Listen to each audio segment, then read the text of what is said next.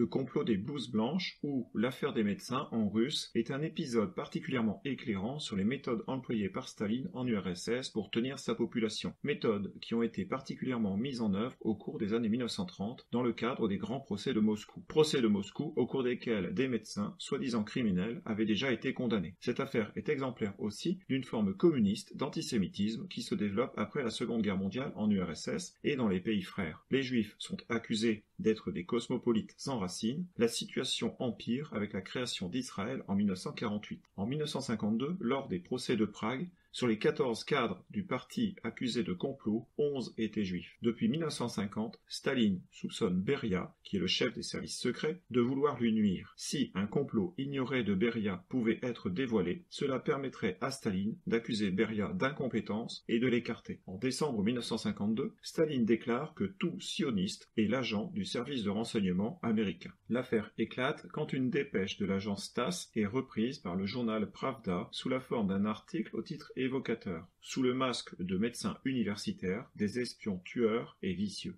L'article dénonce un complot de bourgeois sionistes financé par la CIA, un groupe de 9 médecins, dont 6 sont juifs, tous médecins de personnalités très haut placées, dont Staline lui-même, sont accusés d'avoir empoisonné certains de leurs patients, dont Jdanov, décédé en 1948, et Shcherbakov, membre du comité central, en 1945. À la suite de ces premières arrestations, qui sont faites sur dénonciation, de nombreux juifs, médecins, pharmaciens et professionnels de la santé en général, sont arrêtés pour avoir trempé, de près ou de loin, dans le complot. On dénombre au total certainement plusieurs centaines d'arrestations. La sœur même du premier président de l'État d'Israël a été arrêté à cette époque. Tous les partis communistes des pays occidentaux reçoivent l'ordre d'apporter leur soutien à l'écrasement de ce complot. Et les journaux communistes occidentaux dénoncent au travers de cette affaire l'espionnage des juifs pour le compte des terroristes anglais et américains. Ils condamnent fermement les actions de la grande finance juive et soulignent le fait que la diaspora juive soit devenue une arme de la guerre froide aux mains des États-Unis. En France, un manifeste de médecins français est même publié par l'Humanité pour dénoncer ces médecins terroristes et sionistes, et pour approuver les méthodes employées par les autorités soviétiques pour obtenir leurs aveux.